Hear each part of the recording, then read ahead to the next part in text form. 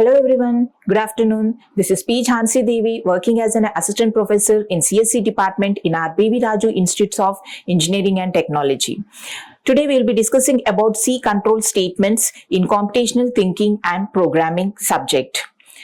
As you all know that control loop statements are nothing but if you want to execute any statement multiple times, then we will be going for loop statements. So these statements will be specified as C control loop statements, or we can also specify these control statements as iterative statements. Why means here the same statement can be executed multiple times. So loop can be defined as repeating the same process multiple times until a specific condition is satisfied. The looping statements specifies the complex problem into easy ones. It enables us to alter the flow of program so that instead of writing the same code again and again, we can repeat the same code for finite number of times. For example, if I want to print the numbers from 1 to 10, instead of writing 10 printf statements, I can execute that particular program by making use of single printf statement, by making use of loops. Here in C program, we will be having three different types of loop programs. It can be while, do while, or for. By making use of these three different looping statements, I can print 1 to 10 natural numbers by making use of single printf statement. No need to write 10 printf statements. So this is one of the advantage that we will be having here for control loop statements. That is nothing but iterative statements. The control condition must be well defined and specified. Otherwise, the loop will execute an infinite number of times. If we are executing infinite number of times, then we will be specifying that one as an infinite loop. That means we are not specifying any condition over there. So it does not know where to stop that execution. So it will be specified as an endless loop, or we can specify them as an infinite loop. The following are some of the characteristics we can specify for infinite loops. That means no termination condition is specified and the specified condition never meets. These are the two different kind of characteristics we can specify for control loop statements. And the main advantage of using this loop statements are it provides code reusability. That means the same statement or the same code can be executed multiple times till the condition fails. By making use of loops, we do not need to write the same code again and again.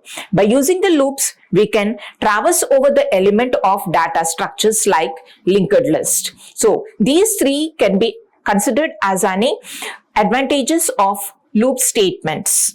And this particular control loop statements can be divided into two different categories. Those are specified as types of loops. Those are entry control loop and exit control loop. The entry control loop is nothing but first we will be specifying the condition.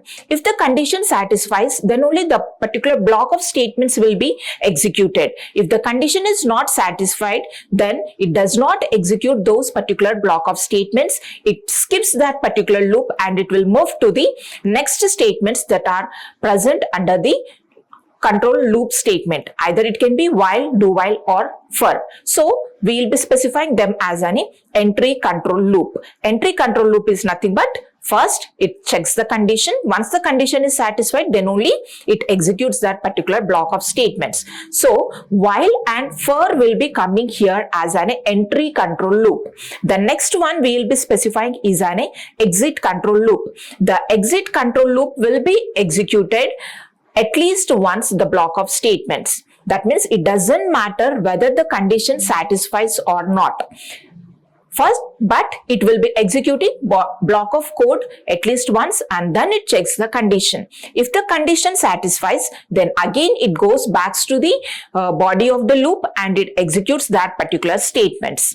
So these are the two types of control loop statements we can specify. That is nothing but entry control loop and exit control loop. So here we can see the different syntaxes that you can use for entry control loop and exit control loop. So as you all know that the loops has been classified here in two types, that is nothing but entry control loop and second one is exit control loop. In the entry control loop, what we are doing, first we are checking the condition. Once the condition is met, then only the block of code which we are writing here, the block of code which is enclosed between opening and closing flower braces will be executed. So for and while will be specified as an entry control loop. Coming to do while, we will be specifying that one as an exit control loop. That means first we will be writing the body of the loop in do and then we will be checking the condition. Okay, so one thing that you have to keep in mind that do while should be terminated with semicolon. But coming to the for and while, we won't be using any semicolon. But in the for loop, we will be using semicolons in order to separate the three different parts of the for loop. So for using for loop, okay, we will be making use of for keyword and it is followed with opening and closing parenthesis. In between this opening and closing parenthesis, we will be having three different parts. The first part is nothing but initialization part. So here we will be initializing the variable. For example, if I want to initialize any variable, then I'll be using that, I'll be specifying that one as I equal to 0 or I equal to 1. Okay, anything I can specify here. That is nothing but initialization. Once the initialization is completed, then it should be terminated with semicolon. Then the control will move to the checking of condition. The condition can be checked by making use of I less than n. Okay, so I less than or equal to n, I less than or equal to num. Okay, whatever the condition you want to specify, that condition should be specified here. Once this particular condition is satisfied, then the control will directly moves to the body of the loop and what are the statements that you are enclosing here between the opening and closing flower braces, those particular statements will be executed. Once this control moves to the closing flower braces, then the control directly moves to the updation. So what we will be specifying here in this updation means we will be specifying either the increment or decrement of the variable which we have initialized here in the initialization part. So here I have used I equal to 0 and I am checking that condition as I less than n. Then once it is satisfied, the body of the loop will be executed and it comes to the updation part and I will be incrementing the variable. Why means I have initialized I equal to 0. So when I am incrementing the variable, I will be getting here as I plus plus. Okay, so then again it comes to the conditional part and it will be checking that particular condition. For example, if I have given that I equal to 0 and n equal to some 2, okay, then I plus plus will be 1. Okay, whatever the statements I am enclosing, that statements will be executed. Okay, once I equal to 1, then it comes to the checking of condition that 1 is less than 2. If 1 is less than 2, again it comes to the body of the loop and it will be executing that one. Then again it goes to the incremental part. Then I will be 2. So when I equal to 2, here the condition does not met. Then it comes out of the loop and then whatever the statements that you are enclosing here after the body of the for loop, that statements will be executed. So this is the execution process that we will be following here for while loop, for loop. Next, come to the while loop. So here in the while loop, okay, we have to keep in mind about three things, that is initialization, testing of condition, incrementing and decrementing of the variable. So in the while loop, every time the initialization of the variable should be performed here in the declaration part, okay, where we are declaring the variables. Then after that one, we will be reading the variable value. Then we will be checking the condition of the while. So in order to write the syntax of while, we will be making use of while test condition, opening flower braces and closing flower braces. Between this opening and closing flower braces, we will be writing some particular statements. Those statements will be executed once the condition is satisfied. That means I'll be initializing the variable in the declaration part and here in the condition, I will be checking I less than n. If the condition is satisfied, it executes here and next incremental part. The incremental or decremental part will be specified here in the body of the loop. These are the three things that you have to keep in mind when you are writing any program by making use of while loop. Okay, so these for and while will be specified as an entry controlled loop. Okay, next coming to the second control loop, that is nothing but exit control loop. So in the exit control loop, the body of the loop will be executed at least once whether the condition is satisfied or not. So in order to write that particular body of the loop, okay, we will be making use of the keyword known as do. Okay, then followed with opening and closing flower braces. After that one, okay, we will be specifying while condition. So after while condition, the while condition should be terminated with semicolon. So as you have specified initialization, testing of condition, incrementing and decrementing variable in different ways in while loop, similarly the same thing we will be following here in the for do while also. Okay, so in the do while, the initialization of the variable will be performed here in the declaration part. Then the incrementing or decrementing of the variable will be performed here in the body of the loop. Then we will be checking the condition that I less than n. Okay, this is the process that we will be following for execution of any program that you are writing by making use of do while. Okay, so that's what we will be specifying this do while as an exit control loop. That means whether the condition is satisfied or not, it does not matter, but first the body of the loop will be executed at least once, then it checks the condition. Once the condition is satisfied, again it goes back to do, and then it will be executing the statements that you are enclosed between opening and closing flower braces. Then it checks the condition. Once the condition fails, then whatever the statements you are writing below the while, that particular statements will be executed. Okay, this is the control flow of execution for entry and exit control loops. Okay, now we'll discuss clearly about three different types of loop statements. The first one is nothing but the while loop. So the while loop is used in the scenario where we don't know the number of iterations in advance. The block of statement is executed in the while loop until the condition is satisfied. In the while loop, if the condition satisfies, then only whatever the code you have written here in between this particular opening and closing flower braces, that one will be executed. Okay, and here we know the condition. So that's what we will be specifying this particular while loop as an pre-tested loop. That means first itself I am checking the condition. Okay, so that's what we will be specifying that one as an entry control loop, and we will also specify them as a pre-tested loop. If you want to write the syntax of while, or if you want to write any program by making use of while statements, we will be starting with while keyword, then followed with opening and closing parenthesis. In between opening and closing parenthesis, we will be specifying the condition. Once the condition is met, then we will be writing the statements. That means the block of the code between opening and closing curly flower braces. So this is the basic flowchart that we will be following for execution of while loop.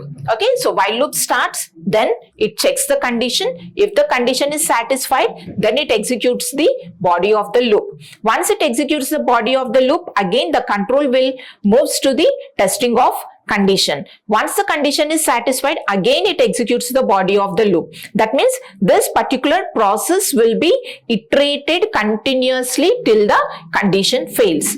Once the condition is not satisfied, that is, once the condition fails, it does not enter into the body of the loop, but it comes out of the loop and it ends this particular while loop. And whatever the statements that are enclosed below the while, that particular statements will be executed. Okay, so this is the basic control flow for while statements. So this is a basic flow chart we will be using for while loop. So now we will discuss one of the example program for printing the natural numbers from 1 to 10.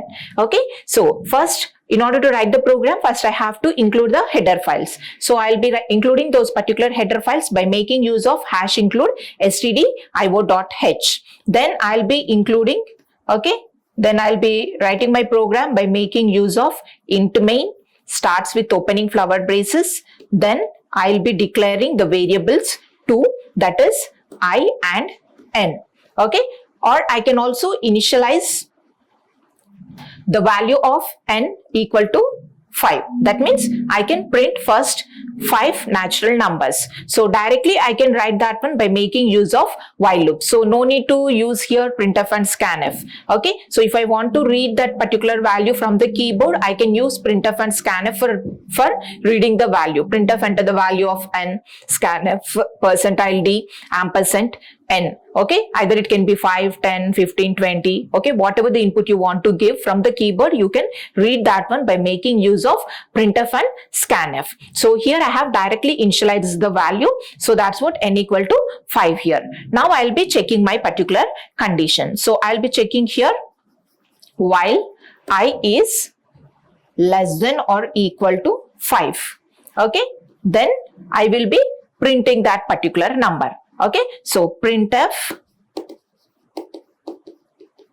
%d I semicolon. So directly it will be printing I value. Okay, so I equal to, okay, I should give that one as 1. I equal to 1. Okay, it will be printing that one. Then I will be incrementing that particular value I plus plus and close. As I have used here int main, then I'll be using here return 0. Then close the main function. Okay, then directly in my output screen, I'll be printing that particular value as, I'll be getting that value as 1. First it will be printing I equal to 1. So 1 is less than 5. Yes, it satisfies the condition. So once it satisfies the condition, it enter into the body of the loop and it will be printing the value I value. Okay, printf %d I equal to what? 1. So it will be printing that one. I'll write here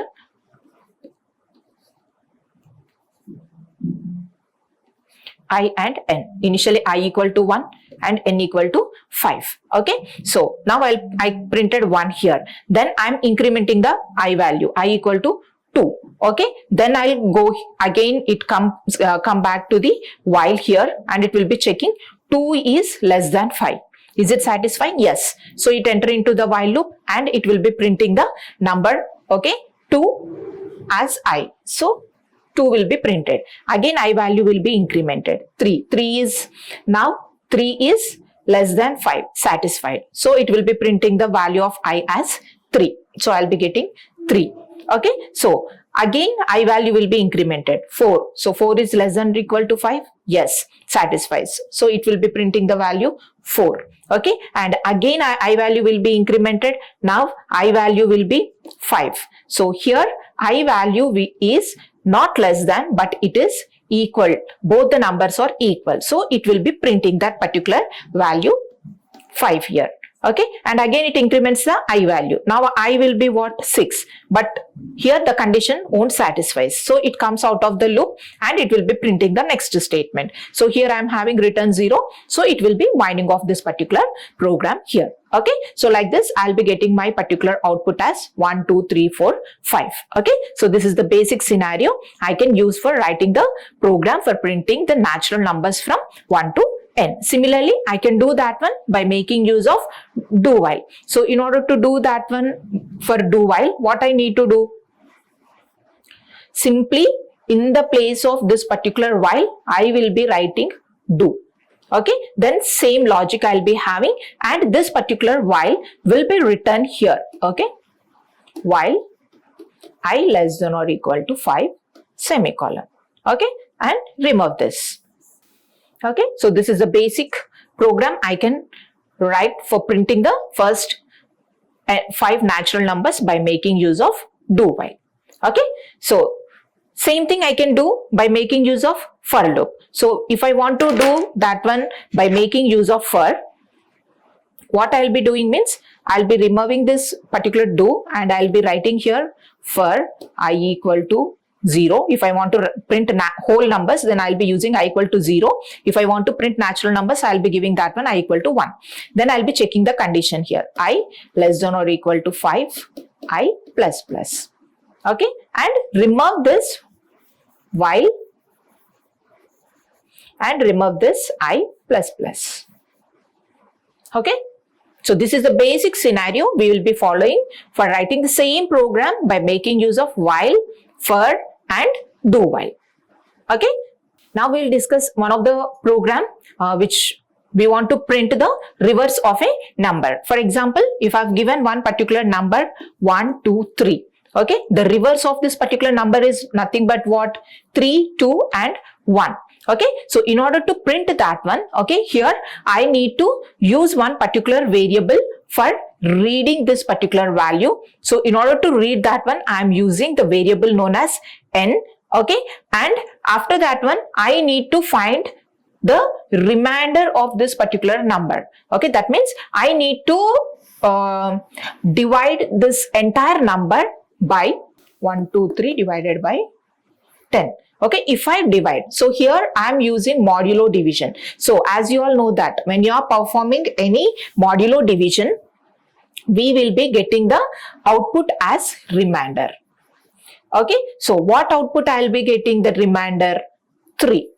Okay, that value I will be taking. Okay, so n remainder, okay, or I can use that one as remainder, then I will be using reverse. Okay, and after dividing this one, I'll be getting some coefficient. That coefficient value should be stored in some variable. So I'll be taking that one as n. Okay, so that value will be considered here. So I'll be taking 1, 2, 3. Okay, and the remainder. Okay, when I am performing modulo division of 123. Okay, then I'll be getting that remainder as 3, as you all know that. Okay, so the remainder will be 3. Okay, then n will be what? This coefficient value. That coefficient value will be stored here in the n. Okay, so that n will be 1, 2. Again, I will be performing the modulo division of this particular number. Okay, then what I will be getting? I will be getting that remainder as 2. But I am storing 3, 2 here. But whatever I am getting here, that reverse also I should find. So in order to do that one, what we will be doing means, we will be performing the reverse defaultly. We will be initializing that one to 0 and we will be specifying that reverse into 10. Okay, plus, and whatever the remainder we are getting, that one we will be performing. So 0 into 10 will be 0 only. Okay, so we'll be writing here 0 into 10, 0 plus remainder equal to 3. So we will be getting that one as 3. So 3 will be stored here in the reverse. Okay, then after that one we will be getting that value as what? N value as 2, 12. Okay, so this one also we will be performing modulo division. So when you are performing modulo division, I will be getting that particular value as 2. Now 2 will be stored here in the remainder. Okay, then again it will be coming to the reverse and it will be performing. In the reverse, previously it was stored as 3. So instead of 0 here, we will be storing that one as 3 into 10 plus remainder. What is the remainder value I am having? 2. So 3 into 10 is 30. 30 plus 2 is 32. Now reverse will be storing that value 32 here.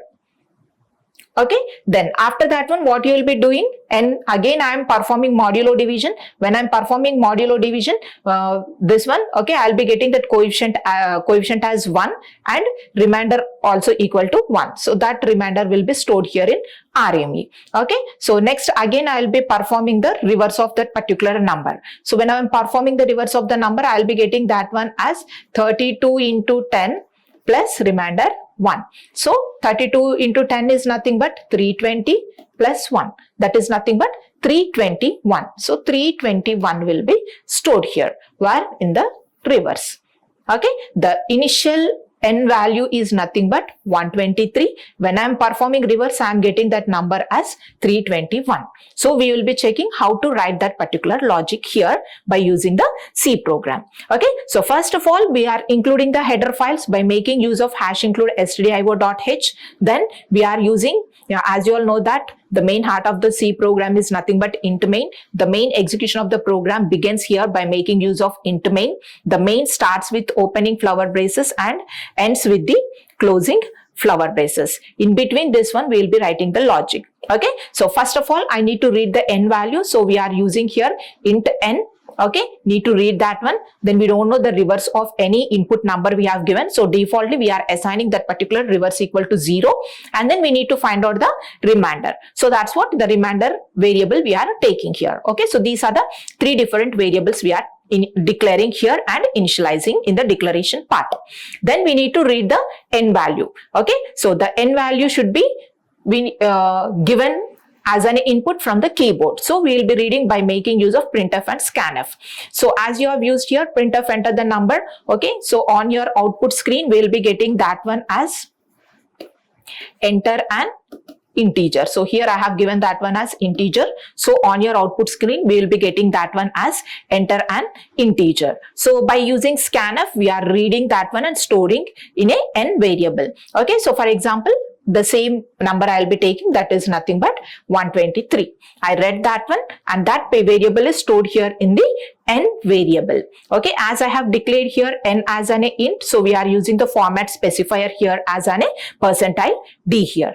Okay, then I'll be writing the main logic of that particular program. What is that one? Means I'm writing here by using while. So while n is not equal to 0, okay, whatever the input we are giving, it should be some particular number. Then only we can find the reverse of that particular number. So we are writing that logic as while n is not equal to 0. Okay, then we will be performing. Okay, what is that one? First of all, I need to find out the remainder of that input number. So in order to find out the remainder, we will be making use of modulo division. So we are writing the first statement as remainder equal to n modulo division 10.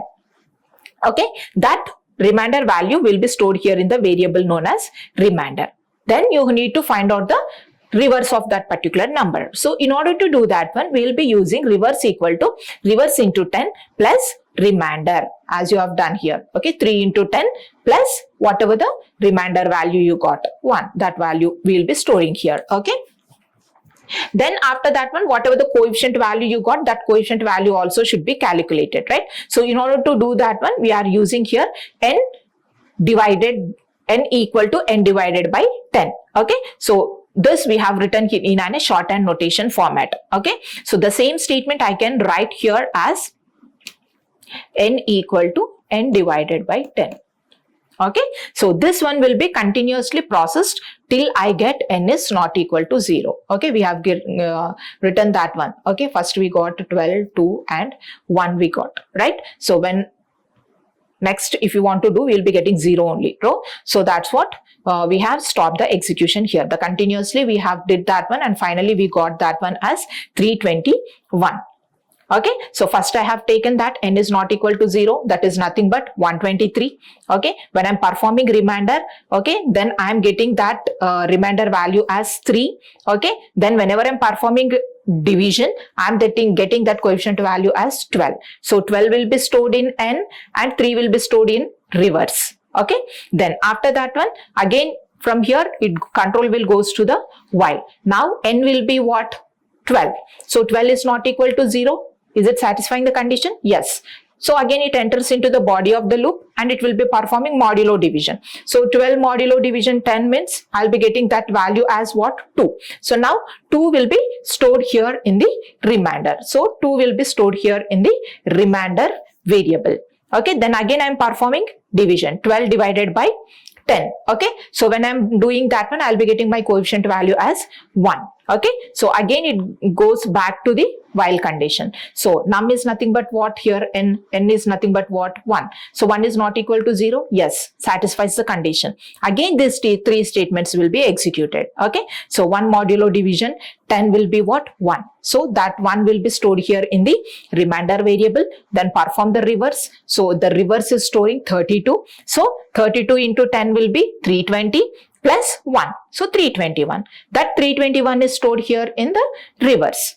Okay, so again I am performing the division. So 1 divided by 10 means what I will be getting? 0. So when again it goes to the while, does it satisfy the condition? No. So it skips off this one and it will be printing the reverse. Okay, what it will be printing? The reverse number is percentile D reverse. So whatever the value that is stored here in the reverse variable. So in the reverse variable, what is the value? It has been stored 321. That one will be printed. So I'll be getting my particular output as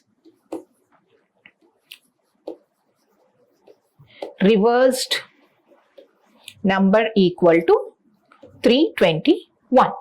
Okay, so then return 0, closing flower braces. This is the flow of control and execution of the program for finding the reverse of the given number by making use of while loop. Okay, so here in the output screen we have given one number, that is nothing but enter the integer, that is 2345. So when you are reversing that number, we will be getting that one as 5432. Okay, next we'll discuss about the do while. So do while, as you all know that it is an exit control loop. That means we does not know whether the condition is satisfied or not. It doesn't matter, but it executes the body of the loop for at least once and then it checks the condition. If the condition is satisfied, again it executes the body of the loop. That means n+1 executions will be performed here in the do while. Okay, so the basic thing, 3 things that you have to keep in mind that about the initialization, okay, then testing of condition, then incrementing or decrementing of the variable. Every time the initialization of the variable should be performed in the declaration part. Testing of condition should be performed in while, and incrementing and decrementing of the variable should be performed in the body of the loop. Okay, so these are the 3 points that you have to keep in mind when you are writing any program by making use of do while. Okay, so now we'll see. The do while is similar to the while loop, but only difference lies in the do while test condition, which is tested at the end of the body. In the do while, the body loop body will execute at least one irrespective of the test condition. Okay, so that's what the body of the loop will be specified in the do, and testing of condition will be performed in the while. And only thing that you have to keep in mind, this semicolon is very, very important. Okay, so first thing, initialization of the variable. Okay, then testing of condition. Testing of condition should be performed here in the while, and incrementing and decrementing of the variable, that is nothing but update expression we have used. Okay, instead of update expression, I can use that one directly as an increment and decrementing of the variable. Okay, so this is the basic syntax we can follow. Simply, I can write that one as the syntax of do while as do. Okay, then body of the loop. Okay, in the body of the loop, whatever the statements you have enclosed, every statement should be terminated with semicolon. Then I will be specifying here while. Okay, while test condition semicolon. Okay, this is the basic syntax I have to follow for writing any program by making use of do while. Okay, so this is the flow chart that you have to follow for do while. Okay, so the do while starts here, it executes the body of the loop, then it checks the condition. Okay, once the condition is satisfied, directly the control will move to the body of the loop, and again it tests the condition. Once the condition fails, okay, then it comes out of the body of the loop, and then whatever the statements you have specified after the do while, that particular statements will be executed. That means it terminates the do while loop here. So do while will ends here. So this is the basic flow chart that we will be using for do while. So here we are writing a program for printing the table. Okay, so I have written one particular program for printing the 5 table. Okay, so in order to do that one, here we are reading one particular variable as n equal to 5. That means I am writing a program for printing the 5 table. So I am using here n equal to 5. Then initializing that I variable with I. Okay, so it starts from 1 to 10. Okay, so I equal to 1. Okay, then I'll be executing my program by making use of do while. So I'm writing that one as do open flower braces, then printing that one. So how I'll be printing? 1 into 1 I should print. Okay, sorry, not 1 into 1. I should get here 5. Okay, 5 into 1. So that's what I'm using here, percentile D. Okay, then I'm using here slash D. So this percentile D will be N. Okay, what is N? 5. So 5 will be printed. Okay, then I'm using slash T. Slash T is tab. So I'll be getting tab space. Then into. Okay, so into I'm printing. So into will be printed over here. Next, after that one, I'm using slash T. Okay, so again I'll be getting space, then percentile D. This percentile D is for I. Okay, what is the I variable? Here I is 1. Okay, so every time I need to increment that particular variable. Okay, so I equal to 1. So it will be printing that 1 here. Okay, 1. Okay, then equal to, then percentile D. Okay, slash T, percentile D is nothing but what? N into I. So N into I is nothing but what? 5 into 1 equal to 5. So 5 will be printed over here. Then I can directly use here I plus plus. Okay, or I can use here while I plus plus is less than 10 semicolon. In the both the ways I can write here. Okay, so now I plus plus means 2. So 2 is less than 10. Yes, it satisfies the condition. So it directly goes to the again do, and it will be executing that particular printf statement, and it will be printing that one as 5 into 2 equal to 10. Okay, then again I value increments 3. So 5 into 3 will be 15.